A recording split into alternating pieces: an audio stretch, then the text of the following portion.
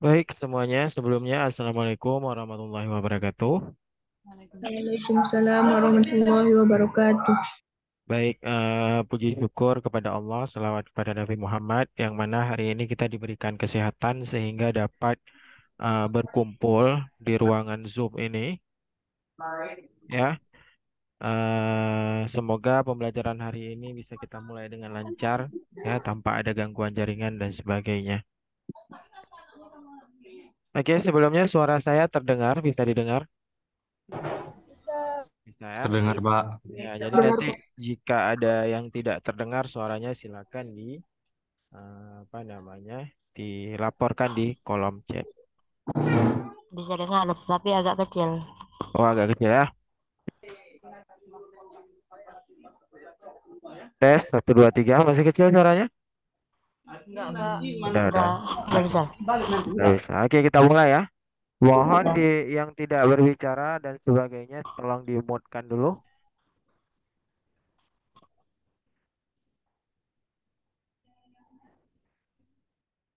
Nah, mari kita lihat di sini soal nomor satu. Hari ini kita akan membahas sub ekonomi, sejarah, dan sosiologi. Ya.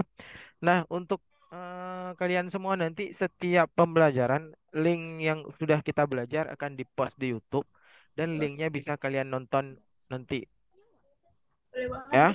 Bisa kalian nonton lagi nanti di rumah masing-masing. Nah,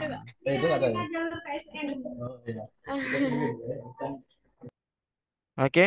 Nah, mari kita lihat soal nomor satu. Setiap kali ibu selesai makan, selalu mengucapkan kata Alhamdulillah. Perilaku ibu ini diamati si anak, sehingga si anak selalu mengucapkan kata Alhamdulillah ketika selesai. Perilaku ini masuk ke kategori, ya. Jadi ditanya di sini ada seorang ibu yang kalau selesai makan itu selalu ngucap Alhamdulillah.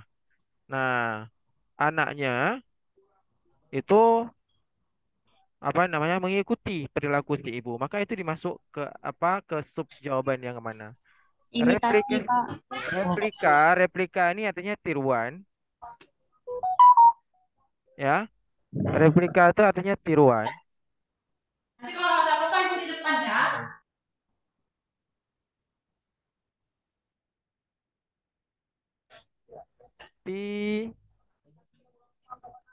Tiruan, ya.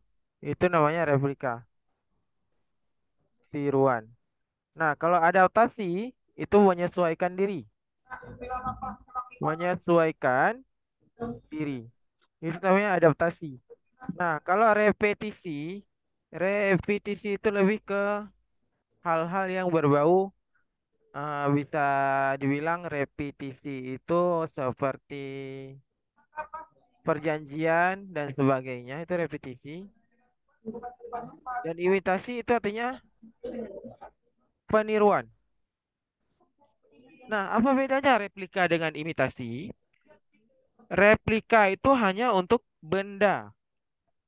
Ya, contoh patung Soekarno yang terlihat sama. Nah, itu disebut dengan replikasi. Tapi kalau selain benda, itu namanya imitasi, lebih luas. Nah, maka jawabannya adalah apa kira-kira? Replikasi atau imitasi? Silakan jawab Imitasi, Pak. di kolom komentar. Imitasi.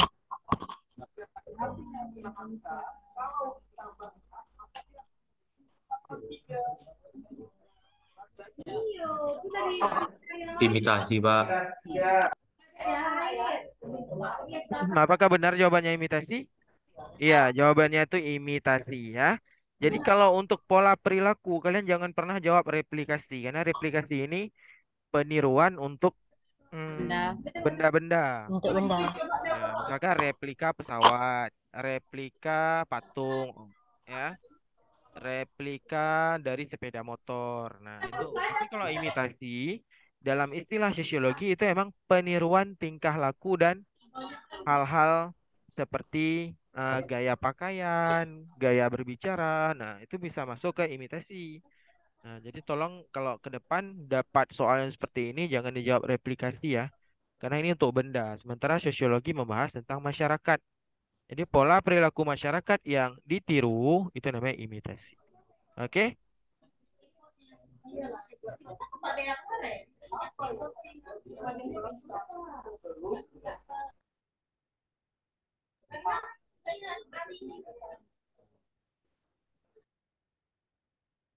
Nah, sekarang kita lanjut ke soal selanjutnya, ya.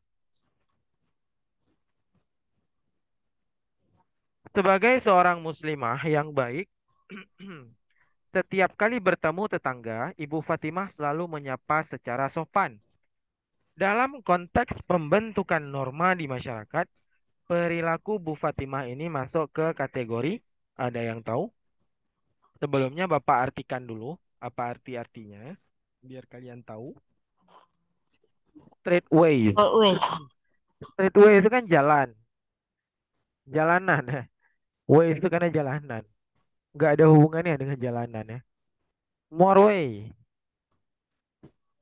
Banyak jalan ya kalau kita artikan ya.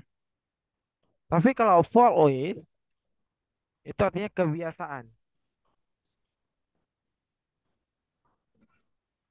Ya.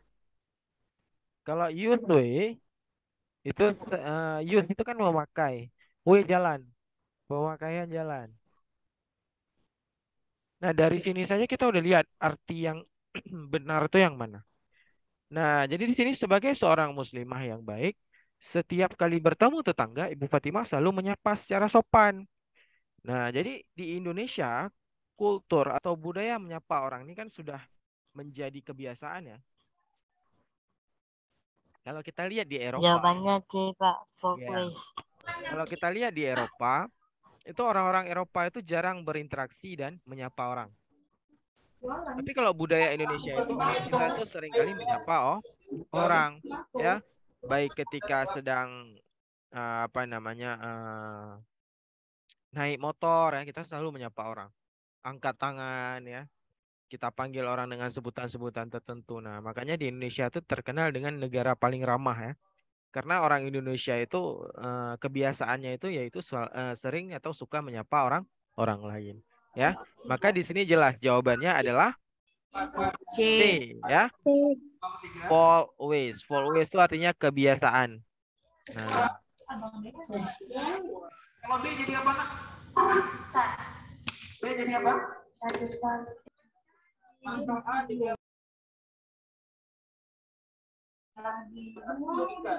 Caranya banyak.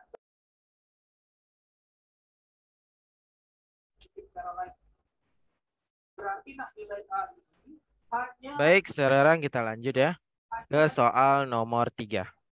besar kemungkinan. Ada kemungkinan. Ada kemungkinan. Berarti A-nya itu 4.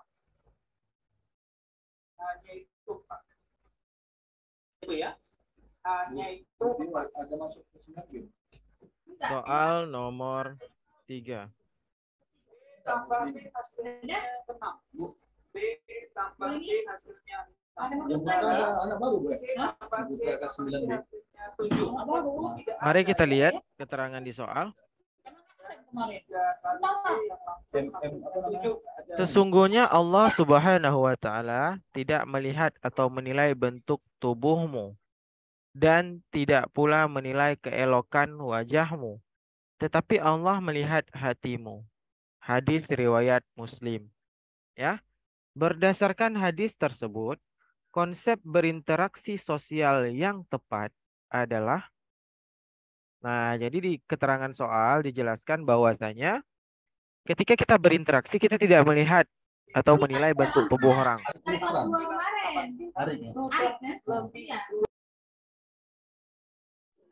Ya. B tambah B tambah 2. Ya, itu udah dari kelas 2 udah ada dia. 2 tambah B tambah B yang Belum ada datanya. B-nya wajib.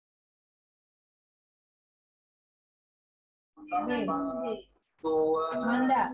Bukan, Manda Fitri. Tolong Saniatul Alia boleh di-mute dulu, ya.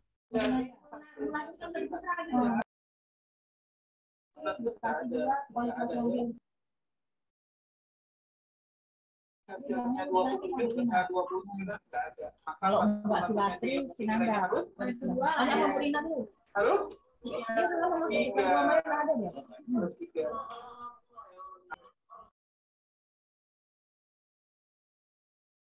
Baik, nomor 3.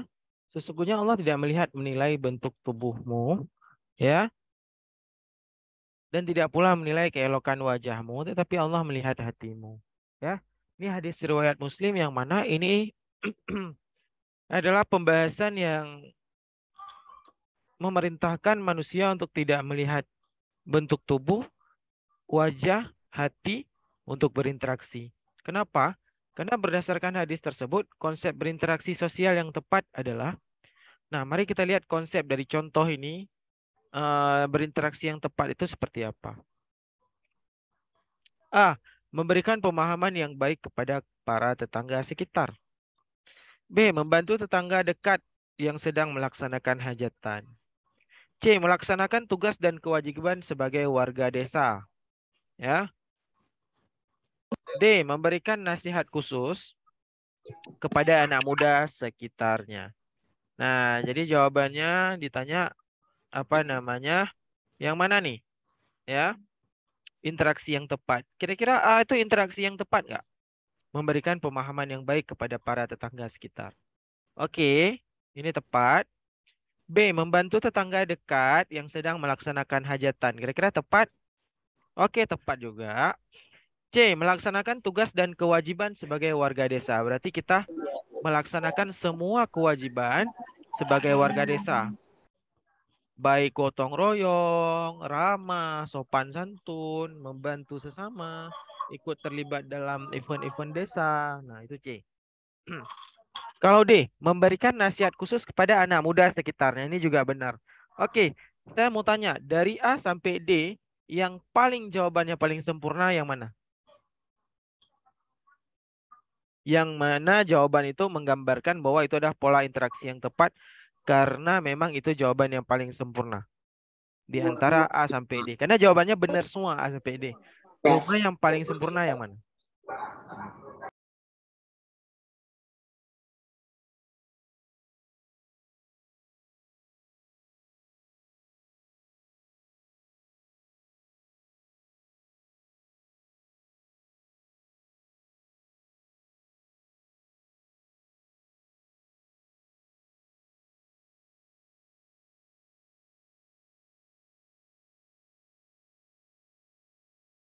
Ayo silakan dijawab di kolom komen. Bagi yang belum jawab, silakan jawab. Saya mau lihat jawaban kalian apa.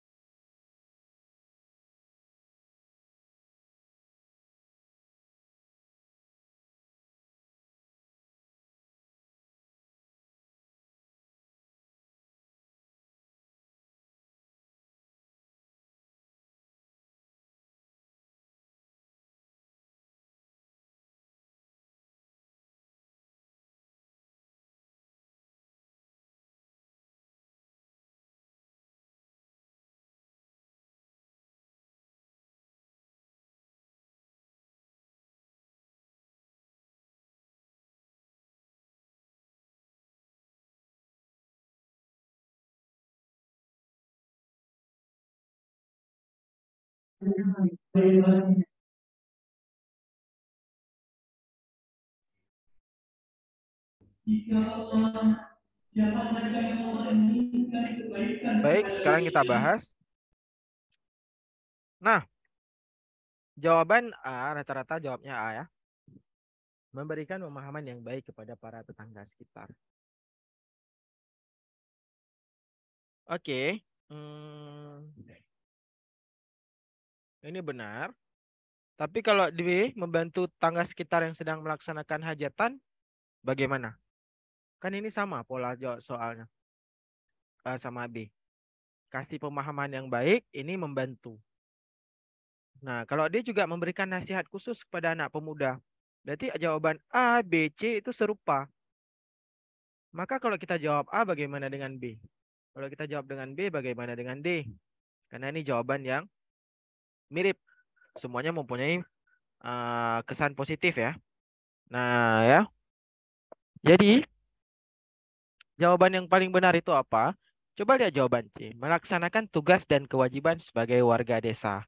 A. Memberikan pemahaman yang baik kepada para tetangga sekitar kewajiban sebagai warga desa. Iya. Membantu tetangga dekat yang sedang hajatan. Tugas dan kewajiban sebagai warga desa? Iya. Memberikan nasihat khusus kepada para pemuda itu tugas dan kewajiban sebagai warga desa. Iya, makanya jawaban A, B, dan D itu udah masuk ke jawaban C karena jawaban C lebih umum. Ya, lebih umum karena dia tuh lebih lengkap, mencakup A, B, dan D. Jadi jawabannya adalah C. Tadi nggak ada yang jawab C ya. Oke. Nah, ya, jawabannya adalah C. Oke, ayo kita lanjut.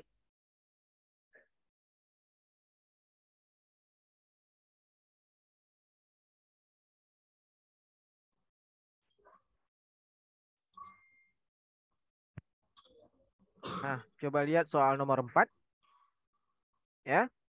Dalam sebuah rapat bulanan remaja Masjid Al-Hidayah, terjadi perbedaan pendapat dalam pembahasan program pemberdayaan anak yatim piatu sekitaran masjid. Langkah yang tepat dilakukan pengurus masjid adalah, saya artikan dulu arti dari setiap kata, setelah itu kalian jawab jawabannya.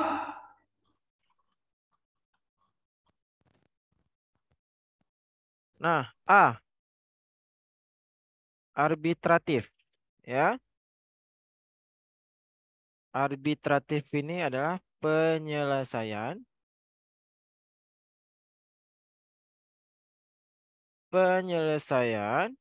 masalah melalui pihak ketiga. Nah, itu namanya arbitratif. Kalau akomodatif apa, Pak? Akomodatif ini yaitu cara meredam masalah atau konflik.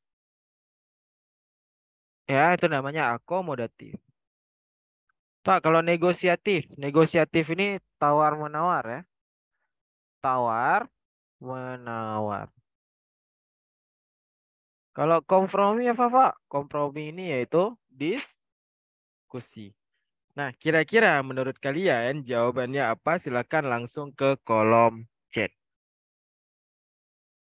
Ayo dijawab, silakan. Apa jawabannya?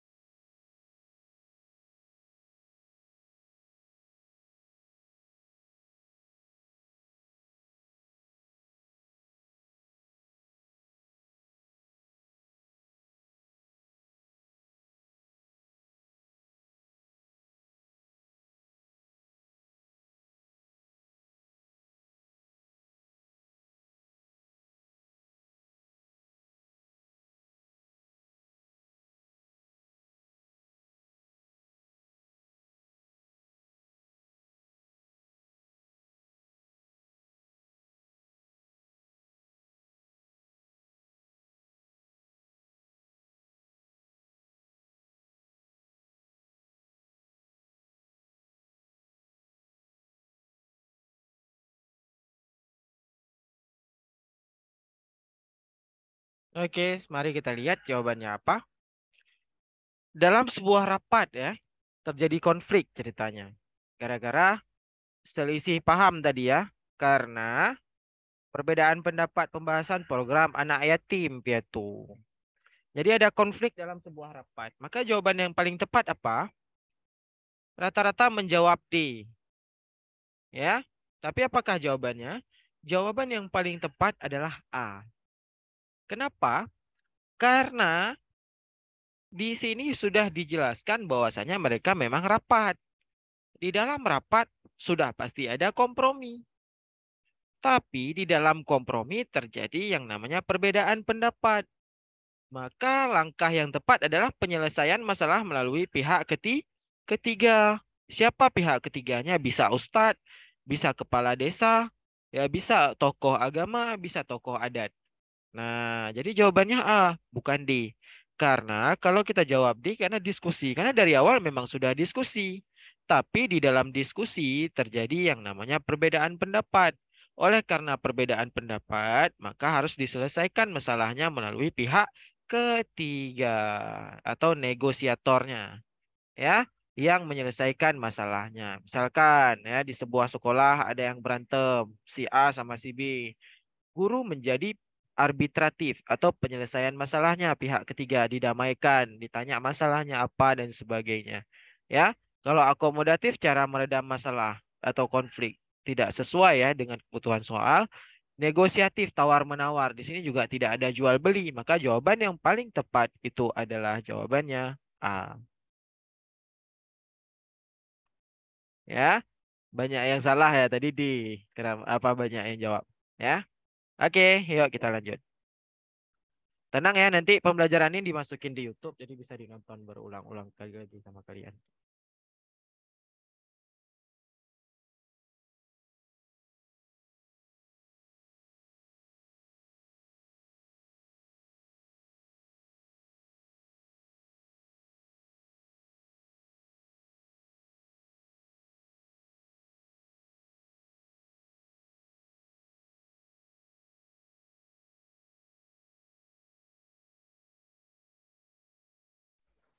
Cukup tahu nilai Y1.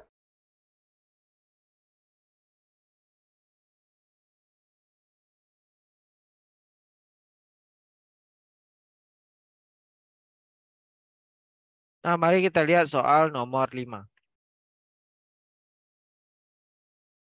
Ya.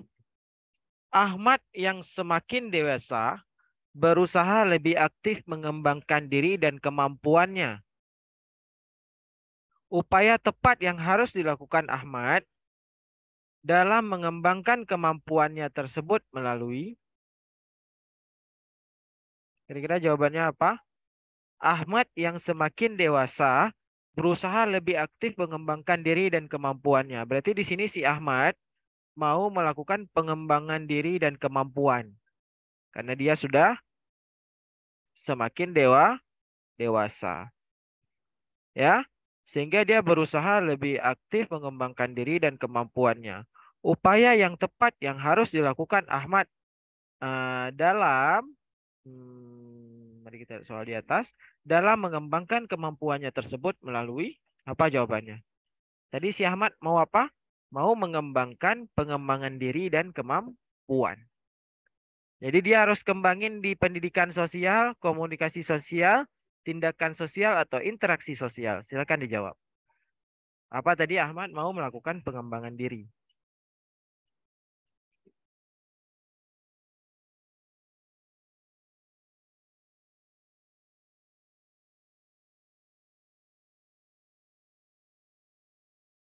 Oke, karena kemampuan pengembangan diri, ya tadi ditanya apa? Kemampuan pengembangan diri ya. Pengembangan diri dan kemampuan, jadi dia mau melakukan pengembangan diri. Pengembangan diri dan kemampuan. Nah, kemampuan diri dan pengembangan diri dan kemampuan bisa dibentuk di lembaga yang mana? Mari kita lihat. Lembaga pendidikan sosial, lembaga komunikasi sosial, proses tindakan sosial atau interaksi sosial. Maka kalau dia mau melakukan pengembangan diri dan kemampuan, maka ini luas. Karena dia mau kembangkan dirinya mungkin menjadi seorang yang paham tentang IPA, paham tentang sains, paham tentang ilmu sosial, dia harus pintar mata pelajaran ya. Di sini juga ada kemampuan yang mana nanti kemampuan-kemampuan seperti bela diri mungkin, kemampuan berbahasa, kemampuan bergaul dan semua ini dapat didapat di proses pendidikan sosial ya. Karena di SD, SMP, SMA, tingkat sekolah itu dapat menumbuhkan pengembangan diri dan kemampuan. Tapi kalau komunikasi terlalu simpel ya, tindakan juga terlalu simpel, interaksi juga. Makanya dia harus melakukan yang namanya proses pendidikan sosial, baik itu di sekolah, di lembaga-lembaga pendidikan luar sekolah kayak bimbel dan sebagainya. Maka jawaban yang paling tepat itu adalah A. Ya, paham ya? Oke, mari kita lanjut.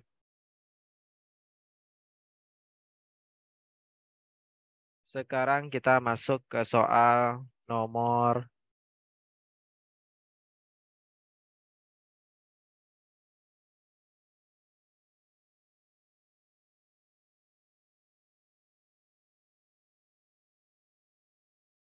16. Ya.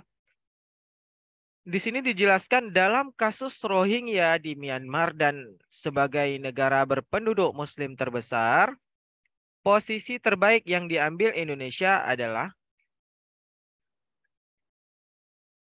ya.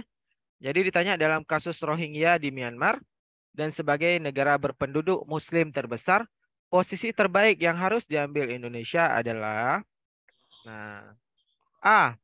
Tahu kasus Rohingya? Rohingya ini adalah sebuah etnis yang dibantai, dibunuh, dilakukan genosida karena etnis itu berlawanan dengan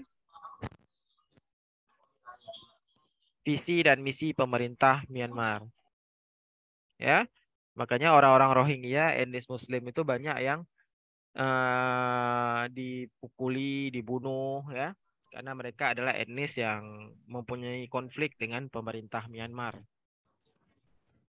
Nah, makanya pemerintah Myanmar itu banyak mendapat kecaman ya gara-gara kasus Rohingya. Dan sebagai negara berpenduduk Muslim terbesar, posisi terbaik yang harus diambil Indonesia adalah apa? Silakan jawab di kolom komen. C. C.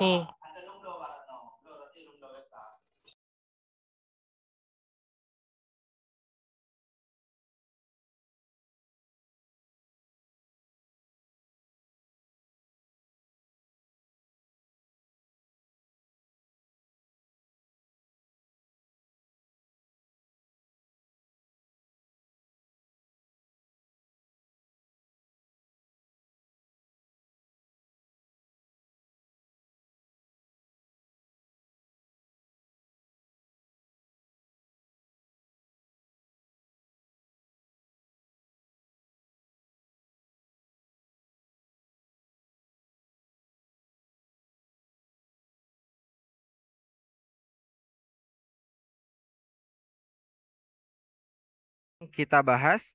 Ini rata-rata jawabnya B, C, B, C. C rame ya. B juga rame. D juga ada. Nah, jadi dalam kasus ini posisi terbaik yang harus diambil Indonesia apa? Netral dan menyerahkan sepenuhnya kepada pemerintah Myanmar. Kita tidak boleh netral di sini. Ya, karena ini adalah kasus kekerasan. Netral dan menyarankan pemerintah Myanmar memenuhi tuntutan. Oke, boleh netral, tapi jangan maksud pemberian netral di sini kita memang netral. Tapi kita juga harus ada tindakan maksud saya. Tapi kalau yang A ini udah netral, kita menyerahkan sepenuhnya kepada pemerintah Myanmar. Berarti ini kita nggak peduli.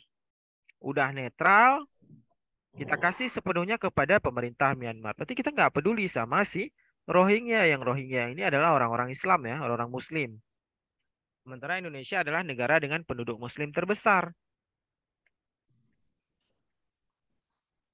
Maka kalau A kayak nggak peduli ya.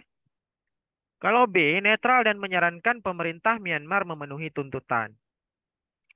Ini kurang tepat karena kita tidak bisa memaksakan si Myanmar untuk memenuhi tuntutan karena itu negara orang. Ya, Myanmar adalah negara lain yang tidak bisa dipaksakan kehendaknya oleh Indonesia. C, netral dan mengajak pemerintah Myanmar mengutamakan dialog. Oke, netral dan meminta pemerintah Myanmar menghormati. Nah, jawaban yang paling tepat itu adalah C. Ya, karena di sini posisi kita netral. Kita tidak mengintervensi ya. Tapi kita malah mengajak pemerintah Myanmar untuk diskusi atau dialog ya.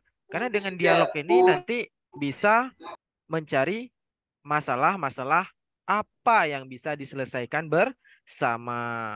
Di sini juga bisa nanti sesama negara muslim ini saling bersolidaritas dan sebagainya. Sehingga jawabannya adalah C, mengutamakan dialog. Kalau D, netral dan meminta pemerintah Myanmar menghormati. Menghormati apa? Nggak ada keterangan menghormati apa. Nah, makanya jawabannya adalah C.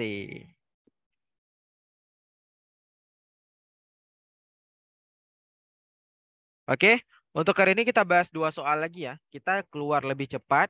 Nanti insya Allah sisa waktu 15 menit yang awal keluar ini ditambah di sesi ketiga. Jadi nanti sesi ketiga agak lebih lama 15 menit ya. Karena di sini kita lebih cepat keluar 15 menit. Oke. Karena ada satu hal yang mendadak ya. Jadi nanti 15 menit yang kurang ini akan ditambah di sesi ketiga. Oke. Setuju ya? Boleh? Setuju, Pak. Ya, jadi saya izin ya. 15 menit kita lebih awal keluar. Nanti 15 menit itu akan ditambah di sesi ketiga. Jadi sesi ketiga nanti agak lebih lama 15 menit untuk saya ganti di sesi ini. Oke. Jadi saya sudah izin ya. Nanti jangan bertanya-tanya kenapa Bapak ini lebih cepat 15 menit. Oke. Ya, Pak. Ada 2 soal lagi, setelah itu kita break.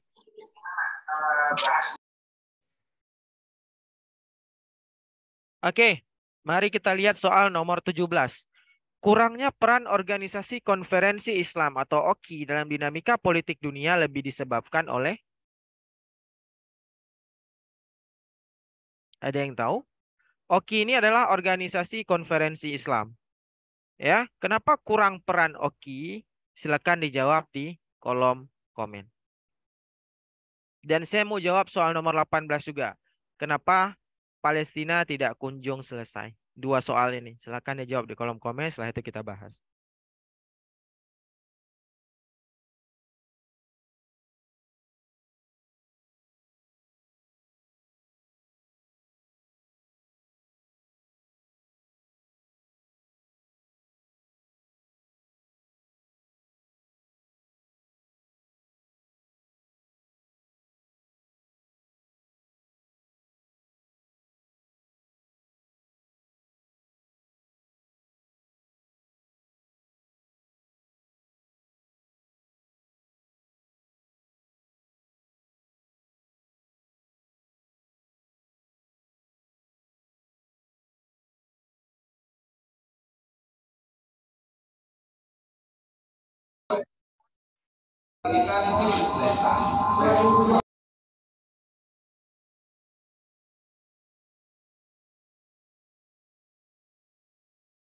Baik, sekarang kita bahas ya, kenapa OKI dalam dinamika politik dunia itu kurang berperan? Itu karena iya, jawabannya tuh D. Kurangnya solidaritas negara-negara yang tergabung dalam negara OKI. Ya, jadi OKI ini adalah negara konferensi Islam. Karena banyak negara-negara di Timur Tengah itu konflik. Karena kenapa? Karena solidaritas antar negara Islam itu kurang. Bukan karena mayoritas anggota OKI tidak memiliki ekonomi dan politik. Bahkan negara-negara Islam banyak yang kaya. Anggota negara OKI menyadari bahwa tidak baik mencampuri urusan negara orang lain. Ini juga tidak boleh. Ada yang bisa negara yang mungkin perlu bantuan. Keanggotaan negara-negara yang tergabung dalam OKI tidak solid. Tidak juga ya. Nah, jadi jawabannya bukan nggak solid, tapi memang tidak ada solidaritas di dalamnya. Seperti itu. Nah, sekarang mari kita lihat soal nomor 18.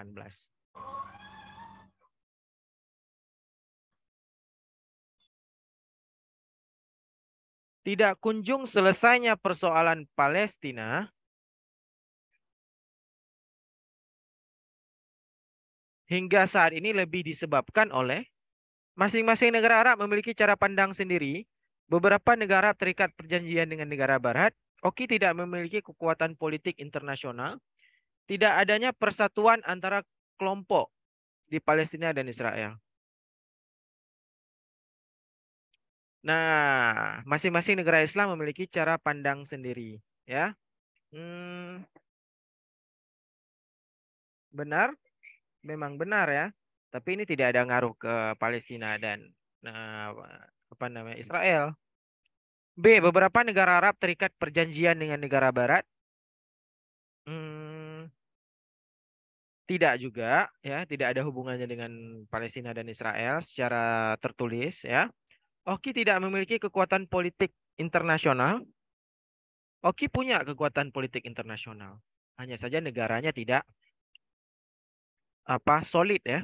Tidak ini nih, di D nih jawabannya. Tapi di sini agak typo ya. Seharusnya keterangan di soal tidak ada persatuan antar kelompok di Palestina dan Israel. Jadi kelompok di Palestina dan Israel itu tidak bersatu, tapi malah selalu berkonflik. Kenapa? Kepentingan negara yang berbeda dan sudut pandang negara yang berbeda. Palestina menganggap itu wilayah mereka, sementara Israel itu menganggap juga wilayah mereka. Jadi saling klaim wilayah yang berujung pada peperangan. Jadi D ini keterangannya tidak ada persatuan antar kelompok di Palestina dan Israel. Maka jawabannya D. Ya. Karena tidak ada persatuan, maka terjadinya konflik. Baik, jadi sampai di sini dulu kita pembahasan soalnya. Seperti saya bilang tadi, kita sebetulnya habis 9.40. Tapi ini kita keluar 9.25. 15 menit lagi nanti akan ditambah di sesi ketiga. Ada pertanyaan dulu? Jelas? Nanti seluruh rekaman belajar akan dipost di YouTube dan bisa diulang-ulang kembali di rumah masing-masing. Ada Jelas, pertanyaan? Pak. Jelas? Jelas.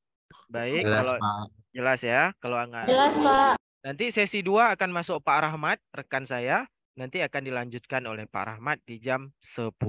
Oke, sekian untuk hari ini. Wabillahi taufik wal hidayah. Assalamualaikum warahmatullahi wabarakatuh. Waalaikumsalam warahmatullahi wabarakatuh.